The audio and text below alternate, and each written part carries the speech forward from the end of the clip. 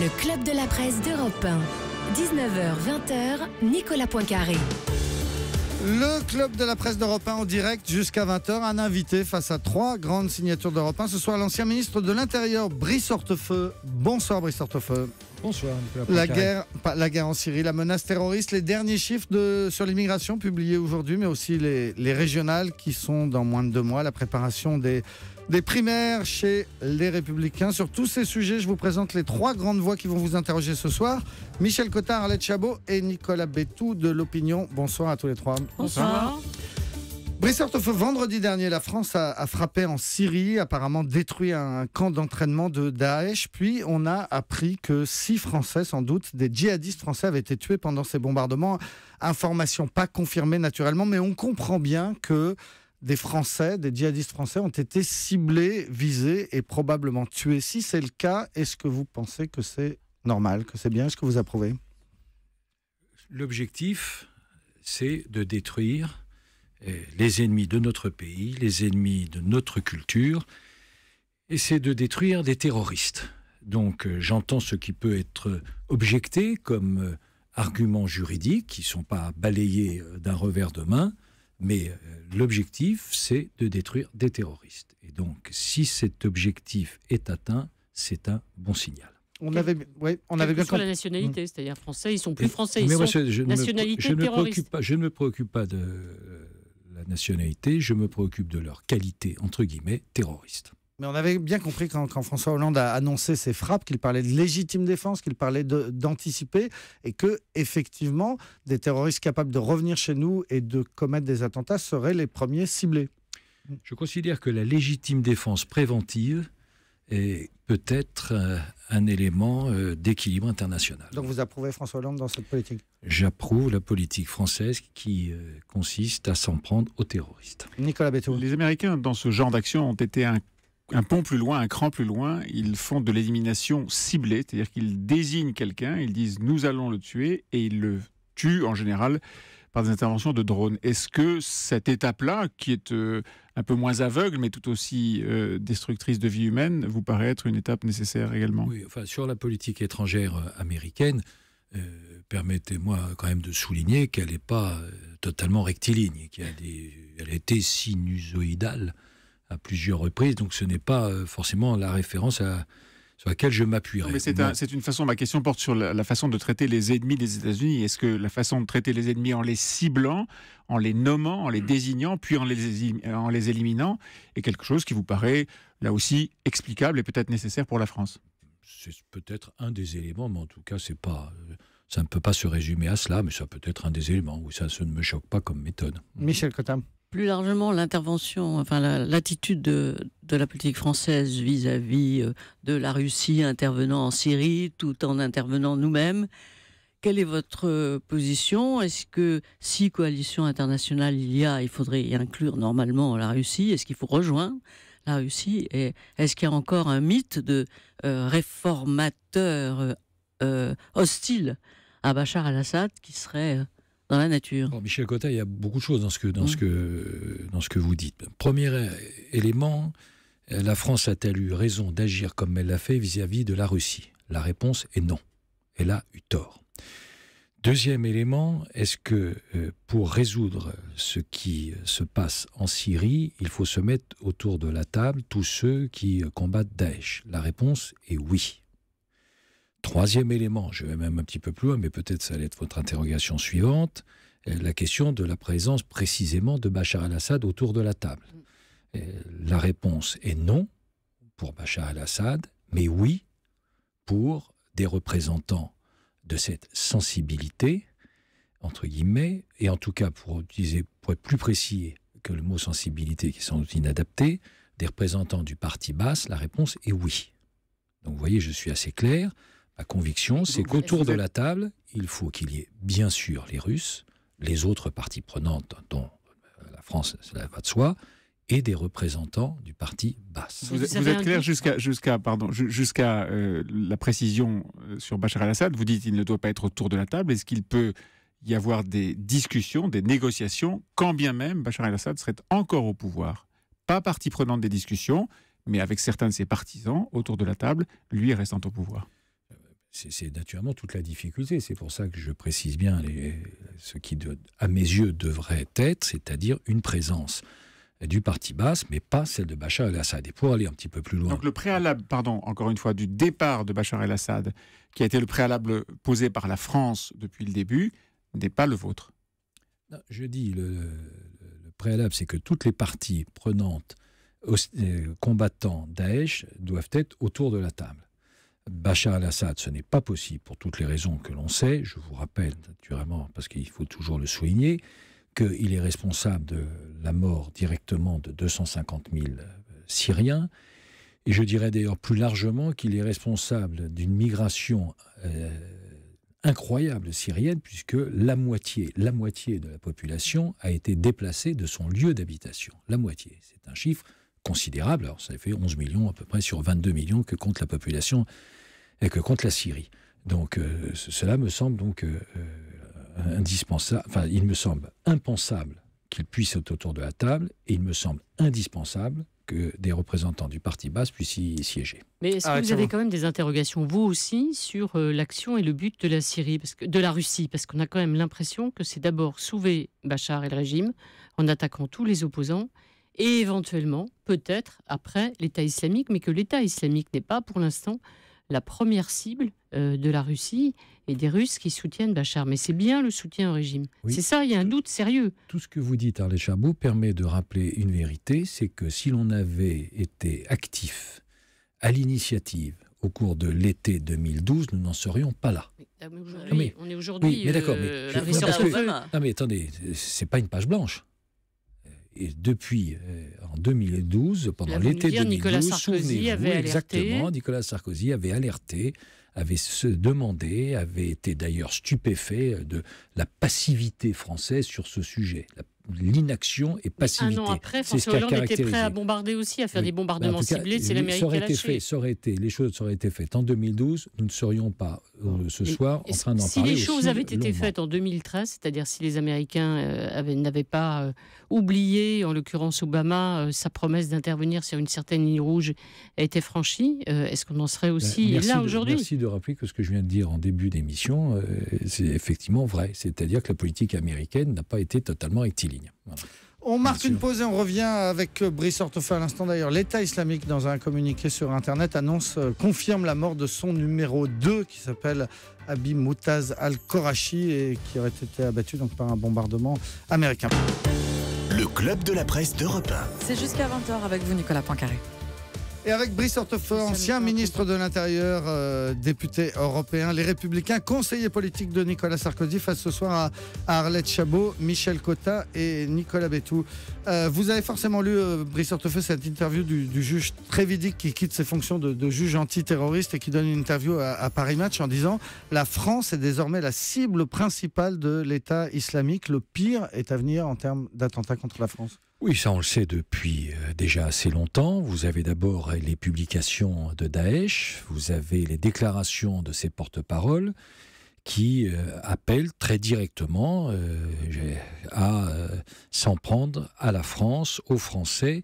Et par tout moyen, de mémoire, la phrase du porte-parole, c'est tuez-les avec un couteau, égorgez-les, violez leurs femmes. Je crois que c'est la traduction à peu près littérale de ces déclarations. Donc, au-delà de ces propos, la France est effectivement menacée. Nous constituons une cible. Et les services considèrent qu'on déjoue 6 à 7 attentats sérieux chaque année. Et vous avez même le responsable de la lutte antiterrorisme, qui coordonne l'information, en tout cas à l'échelon européen, qui a indiqué que depuis 4 ans, il y avait 1 millier d'attentats en Europe qui avaient été déjoués et qui avaient été anticipés. Donc tout ceci rappelle que oui, nous sommes particulièrement ciblés et cela nécessite une vigilance, une protection, parce que ces actes ont considérablement évolué. Il y a eu autrefois, c'était des actions organisées avec des réseaux. Aujourd'hui, ce sont de plus en plus des actes individuels, mais il y a toujours un commanditaire quand on entend un individu isolé, non, il y a toujours un contact, un commanditaire. Et ensuite, ce sont des actes qui, par définition, sont violents, mais la différence avec le passé, c'est que depuis des actes terroristes qui s'étaient déroulés en Inde, il y a maintenant des menaces qui sont réparties sur plusieurs secteurs simultanés. Et j'ai le souvenir, par exemple, d'une menace qui était intervenue au cours d'une nuit, et nous ne savions pas si la menace portait sur un site, 3 sites, en l'occurrence un réseau de transport, le Stade de France et la Tour Eiffel, ou 3 sites qui étaient Paris, Lyon et Marseille. Et ça, c'est une évolution dans la menace terroriste qui remonte à 2-3 ans. Et en l'occurrence, qu'est-ce qui s'était passé? Donc vous avez 3 attaques simultanées contre la France? En l'occurrence, on avait eu une information dans la nuit qui venait de 2 services très différents, puisque nous avions une alerte par les États-Unis et une alerte par des services algériens.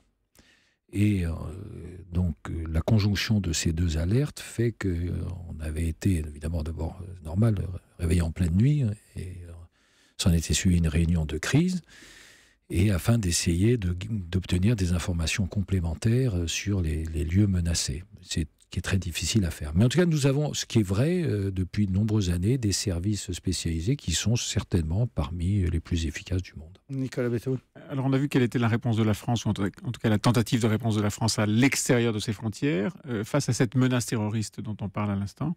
Est-ce que les moyens déployés par la police, la gendarmerie, l'armée sont, à votre sens, suffisants? Bon, par définition, le risque zéro ne peut pas exister. Mais les mesures qui ont été prises ou les initiatives récentes en matière d'écoute, de moyens technologiques, d'infiltration sont absolument nécessaires. En tout cas, l'évolution des moyens technologiques sont nécessaires. Est-ce que c'est suffisant? On le verra naturellement au fur et à mesure des mois qui passent. Les opérations, surveillance, sentinelles, les militaires, partout, la police, en permanence, ou bien est-ce qu'à un moment ou à un autre, on va arriver aux limites, effectivement, du possible? Je serai en charge de ce secteur. Je serai en charge de ce secteur. Aujourd'hui, je ne baisserai pas la garde. Je maintiendrai le plan Vigipirate à un niveau élevé parce que je suis convaincu que la menace est très élevée et qu'il y a... on avait aussi des exemples. Il y a eu un attentat qui s'était déroulé, vous vous souvenez, il y a quelques années, extrêmement meurtrier, qui était à Madrid. Bon. À Madrid, la surprise de la police espagnole, ça avait été de découvrir qu'en fait, tout était coordonné téléphoniquement depuis Londres. Donc, ça rappelle que d'abord, la menace terroriste est large, elle est diffuse, et elle nécessite des moyens technologiques extrêmement précis, extrêmement élevés. Donc le loup solitaire n'existe pas, on l'a vu même avec les conseils donnés à Koulibaly. Je ne crois absolument pas... Mais pourquoi la France en premier? Parce qu'après tout, ça pourrait être la Russie qui intervient maintenant, ça pourrait être les États-Unis. Oui, mais la Russie est directement menacée. Il y a encore eu un attentat tout récemment ces dernières heures.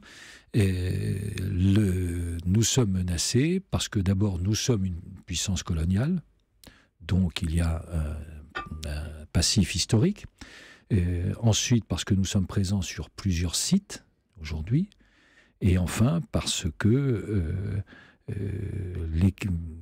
on considère qu'on est un terreau favorable du fait des déséquilibres de notre société. Oui. Donc il y a trois facteurs qui sont un peu différents des autres. Puisqu'on parle de la police de Brice Hortefeux, il y aura demain probablement une des plus grandes manifestations de policiers. Elles sont rares en plus, depuis plusieurs dizaines d'années. Les effectifs sont aujourd'hui plus nombreux qu'ils ne l'étaient lorsque vous étiez ministre de l'Intérieur. Comment est-ce que vous expliquez que ces gens-là manifestent et soient à ce point-là mécontents? Est-ce que c'est un problème de police ou est-ce que c'est un problème de justice? En tout cas, c'est un signal d'un très grave malaise au sein de la police. Comment peut-on expliquer, pourquoi qualifier de très grave? Il faut qu'il y ait des références. C'est un malaise très grave puisque ça ne s'est pas produit une manifestation devant le ministère de la Justice depuis 1983, à l'époque de François Mitterrand et de Gaston Defferre. Et le deuxième élément qui montre que c'est très grave, c'est que pour la première fois depuis 2001, il y a la totalité, l'unanimité des forces syndicales pour s'exprimer ainsi. Donc, vous avez raison, cela fait des décennies qu'il n'y a pas eu le signal d'un tel malaise. Deuxièmement, concernant les effectifs, moi je dis la vérité. La solution aux questions de sécurité n'est pas liée exclusivement au sujet de l'effectif.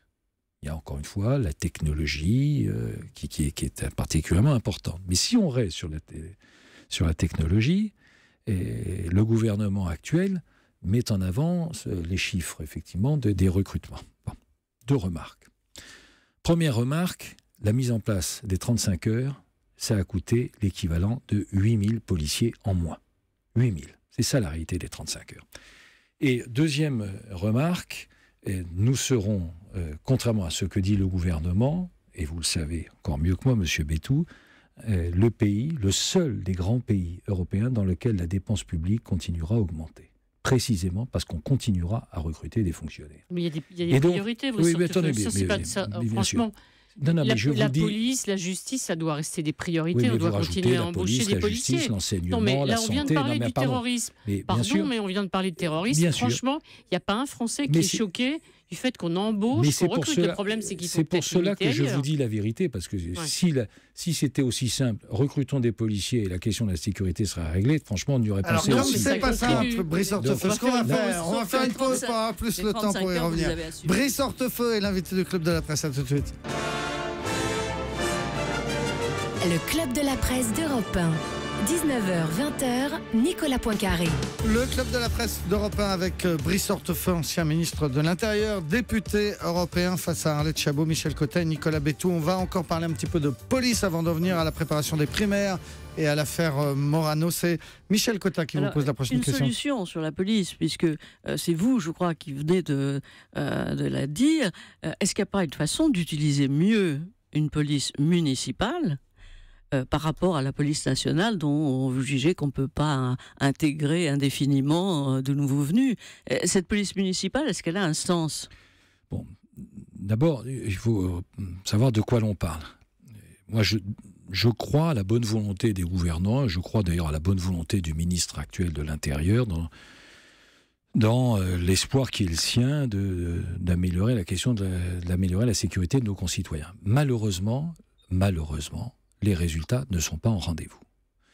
Et de 2002 à 2012, les résultats de la lutte contre la délinquance soulignaient une amélioration. Je ne dis absolument pas que tout était réglé, je ne dis absolument pas que nous avions évité tous les écueils, mais les statistiques de la délinquance, qui sont, je vous le rappelle, concernant le ministère de l'Intérieur, statistiques de la délinquance qui sont établies par un organisme qui est un organisme indépendant. Et cet organisme avait souligné que de 2002 à 2012, ça s'était amélioré. Malheureusement, depuis 2012, cela s'est détérioré.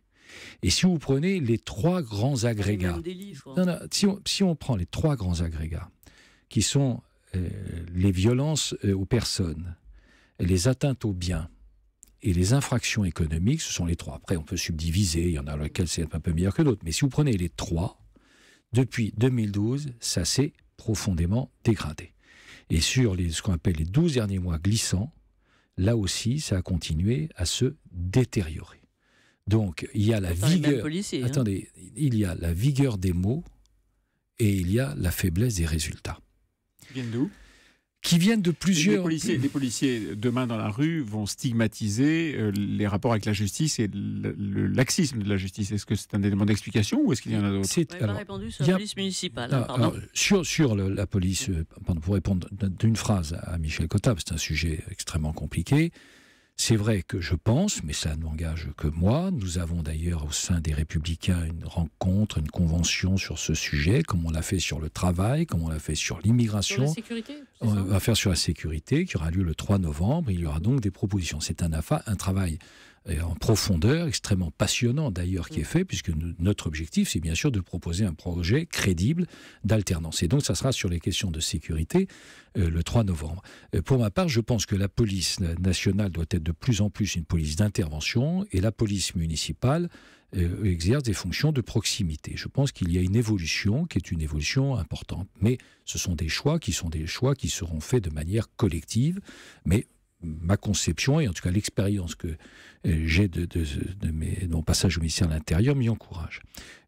Sur le malaise, donc il y a plusieurs raisons. Première, il y a une erreur, comme ça a été le cas en matière fiscale et économique, j'allais dire originelle. Et le gouvernement de François Hollande, et à l'époque de Jean-Marc Ayrault, et Manuel Valls était ministre de l'Intérieur, avait dit une chose simple. Comme tout ce que l'on avait fait, c'était mal. Il fallait systématiquement, par idéologie, dire le contraire. Et donc, ils ont dit fin à la politique de la politique du chiffre. Pardon, la politique du chiffre, c'était pas ça. C'était la politique du résultat. Et sous l'autorité de Nicolas Sarkozy, les ministres de l'Intérieur qui se sont succédés poursuivaient cet objectif de résultat. Et quand on dit « Ah mais il y a politique du résultat, c'est terminé », malgré toute la bonne volonté, eh bien évidemment, on lève le pied.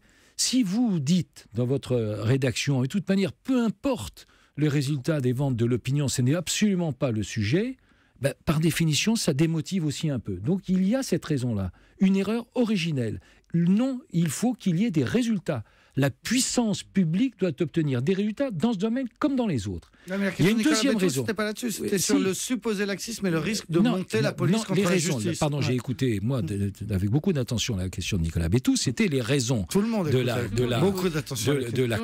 la colère inédite des policiers. Il y a une histoire de permission de sortir qui a été accordée par un juge d'application des peines et qui met les policiers en colère. C'est pas une, c'est deux, puisque ça s'est reproduit en réalité ce week-end. Donc en quelques jours, à peine, à 2 reprises.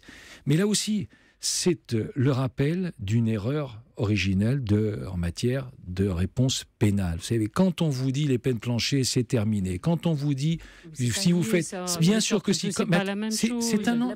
Mais attendez, je vous dis, c'est un ensemble. Je vous dis, c'est un ensemble. La permission de sortie date de 2004. Quand les policiers ont décidé, quand on a décidé, quand elle décide la fin des peines planchées, lorsque la garde des Sceaux décide que jusqu'à des peines de 5 ans de prison, encore une fois, quand on est condamné à 5 ans de prison, c'est pas parce qu'on a volé une pomme à l'étalage de l'épicier du coin.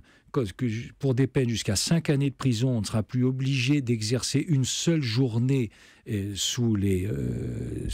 prison, sous les verrous.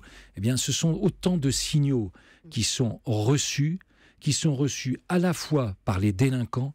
Et vous savez, il ne faut pas vous tromper. Les délinquants savent très exactement quelle est l'évolution de la pression pénale. Et deuxième, je mets en cause la garde des Sceaux et les choix politiques qui ont été les siens, qui ont des conséquences directes. Et donc ce message est parfaitement reçu par les délinquants et il est aussi, hélas, parfaitement entendu par les policiers qui considèrent que lorsqu'ils interpellent, lorsqu'ils défèrent, que cela aboutisse à des libérations, eh bien, ce n'est pas motivant. Et sur ce plan-là, je vous le dis, ils ont totalement raison. Pardon, mais jusqu'en 2004, on disait... Nicolas Sarkozy, c'est déjà... Oui, c'est ça. En 2004, vous avez accordé, le gouvernement a accordé les permissions de sortie. Donc c'était déjà un problème. Nous, on a mis les peines planchées, c'est-à-dire aggravant les peines pour les récidivistes. La loi de 2009, la loi pénitentiaire de 2009, sur laquelle il y avait aussi des choses, des bilans à tirer, et aussi n'a pas abouti à ce qu'on fasse lorsqu'on est condamné à 5 années, on n'exerce pas une seule journée de prison. Pardon, vous savez, lorsqu'un délinquant, il y a un principe de base qui est certainement pas très intelligent, mais ça ne me gêne pas de vous le rappeler, c'est que lorsqu'un délinquant est en prison, il ne pratique pas, c'est sans doute une formulation peut-être imposé, mais son cœur de métier. Pardon, quand le délinquant est en prison, il ne commet pas d'acte de délinquant dans la rue. Voilà, c'est quand même la réalité. Et comme la population pénale, l'objectif de Christiane Taubira, elle l'a dit, c'est public, c'est de baisser la population carcérale. Et la meilleure preuve, c'est qu'elle a renoncé au projet de construction de places de prison. Eh bien, on aboutit à cela, c'est-à-dire une détérioration de la sécurité dans notre pays. Alors, si vous voulez me faire dire quelque chose en allant plus loin, je vous le dis, si les Français, le moment venu, nous font confiance, nous ferons une politique exactement inverse sur ce plan. C'est-à-dire qu'il n'y aura plus d'autorisation de sortie. Par exemple, on supprimera. Mais écoutez, proposition de Madame Taubira, c'est que les escortes. Aussi Mais souvent pardon, que les nécessaire, escortes. dit-elle. Alors d'abord, déjà, je ne comprends pas ce qui s'est passé. Pourquoi dans un cas, il y a eu une escorte et dans l'autre, il n'y en a pas eu. Il faudrait qu'on m'explique. On n'a toujours pas les éléments qui nous permettent de comprendre ce qui s'est passé. Le même délinquant est sorti 2 fois de suite. Oui, la première fois escorté, exactement. la deuxième, il n'a pas été. La première fois, il est, la deuxième fois, il ne l'est pas. Bon, mystère et boule de gomme sur ce sujet. Mais quand j'étais justement ministre de l'Intérieur, un des objectifs qui étaient les miens, c'est d'obtenir que l'on récupère les policiers qui étaient chargés du transfert des détenus. Pardon, là, on nous demande de revenir exactement en sens inverse. C'est pas du tout ça qu'il faut faire. C'était vraiment, je vous le dis, c'est le contraire. Et les magistrats, pardon, et les magistrats. Mais les magistrats du parquet, ils appliquent la politique pénale du gouvernement.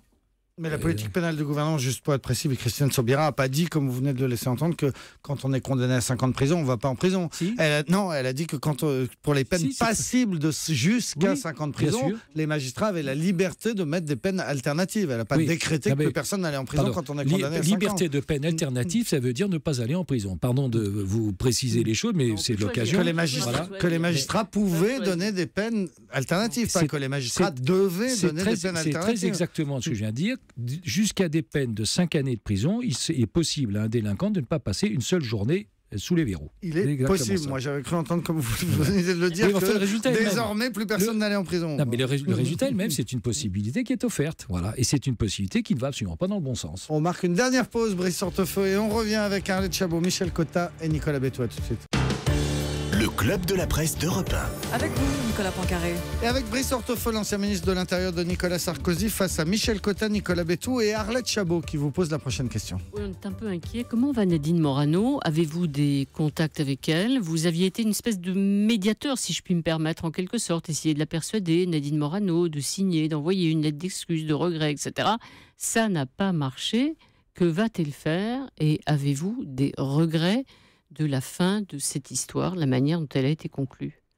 Bon, le rôle d'un responsable public, à mon sens, ça doit être de réfléchir comment construire, comment imaginer l'avenir, comment aider sa famille politique, comment participer au débat dans sa famille. Et la semaine dernière, nous avions une journée très importante qui était consacrée au Code du travail.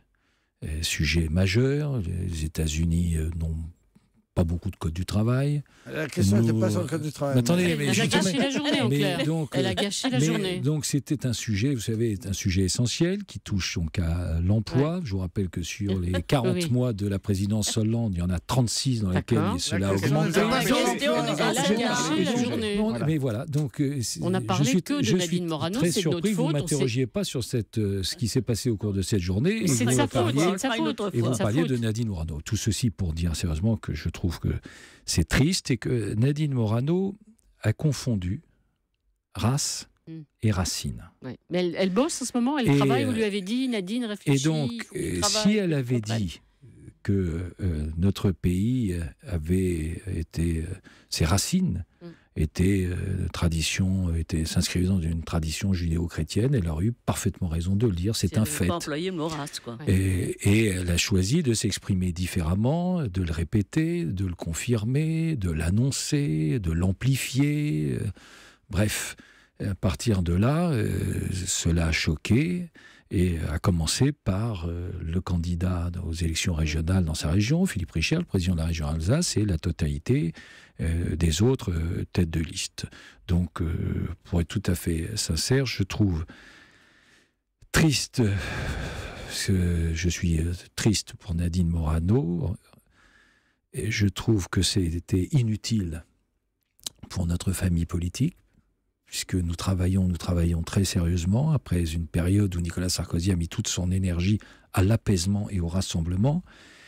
Et je trouve que ça a été négatif aussi pour notre pays, parce que ça a donné, pour ceux qui autour de nous, nos voisins, moi je suis député européen, on m'en a parlé au Parlement, ça a donné l'image d'une France repliée. Est-ce qu'elle est soutenue à l'intérieur des Républicains? Est-ce qu'elle est soutenue? Écoutez, je n'ai pas entendu. Est-ce que vous le craignez? Je n'ai pas entendu. L'électorat qui est sensible à ce que dit Nadine Morano, qui ne comprend pas pourquoi elle a été sanctionnée, parce qu'il trouve que ses propos sont assez... Écoutez, je n'ai rencontré, je vous dis, personne qui m'ait dit que l'utilisation du mot race était une bonne idée. Mais de virer Morano, il y en a qui vous ont dit c'est pas une bonne idée. J'en ai rencontré qui pouvaient s'interroger sur ce qui avait été décidé, mais encore une fois, c'est une décision qui est une décision collective qui a été prise. Je n'étais pas à la réunion puisque j'étais précisément en session au Parlement européen, mais c'est une décision qui a été prise sans qu'il y ait une seule voix contre. Sans une seule voix contre. Quelques abstentions tout de même. Oui, 3 à ma connaissance,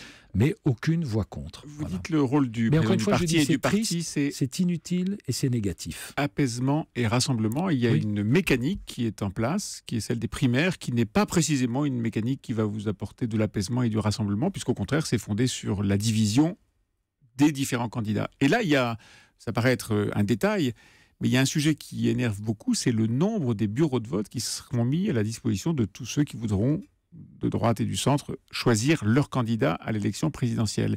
10 000 le chiffre de 10 000 bureaux de vote a été décidé, et il semble que Nicolas Sarkozy remette en cause ce chiffre pour mettre moins d'urnes. Et tout le monde pense que moins il y a d'urnes, plus ce seront les militants qui voteront, et plus ce sont les militants qui votent, plus c'est Nicolas Sarkozy qui est favorisé. Est-ce que l'actuel président des Républicains veut réduire le nombre des urnes pour les primaires?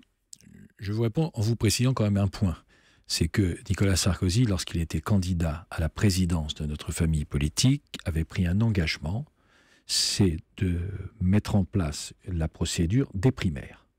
Cet engagement est clairement tenu, puisqu'il y a un comité qui réfléchit à la meilleure manière de faire participer les Français à cet enjeu. Le plus grand nombre de Français. Le plus grand nombre, la meilleure manière de le faire. Ce comité est présidé par Thierry Solère. Il y a des personnalités, j'en fais partie, il y a des personnalités très différentes. L'ancien président de l'Assemblée nationale, Bernard Accoyer, l'actuel président du Sénat.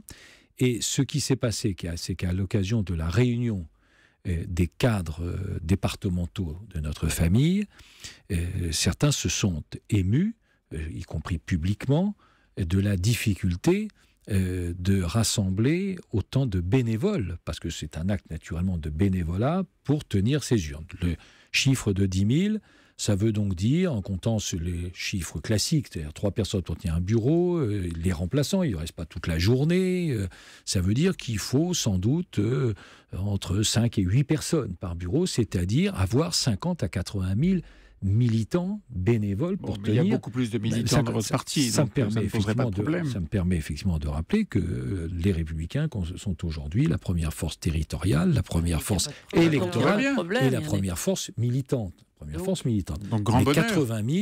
80 000, si c'est le cas, si c'est 8 par bureau, c'est le fait effectivement du monde. Première réflexion. Deuxième réflexion, à l'unanimité, vous m'entendez bien, à l'unanimité de ce comité des primaires, nous avons partagé ce sentiment qu'il s'agissait là d'un véritable défi, de trouver autant de bénévoles, à l'unanimité. Alors qu'il y a dans ce comité certains qui sont proches de Nicolas Sarkozy, comme moi, mais il y a des proches d'Alain Juppé, il y a des personnalités très indépendantes, des proches d'Hervé Mariton, des proches de beaucoup d'autres. François Fillon, peut-être.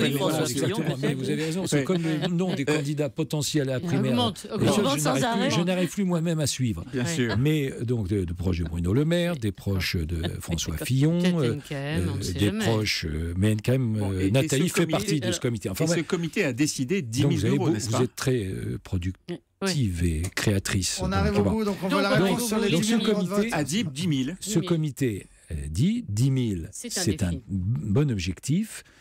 Mais c'est vrai que c'est un défi de mobilisation militante. Mais on ne le remet pas en cause. Là, à ce stade, il n'y a pas de remise en cause. Il y a une observation que c'est un défi. Et vous pensez que c'est impossible ?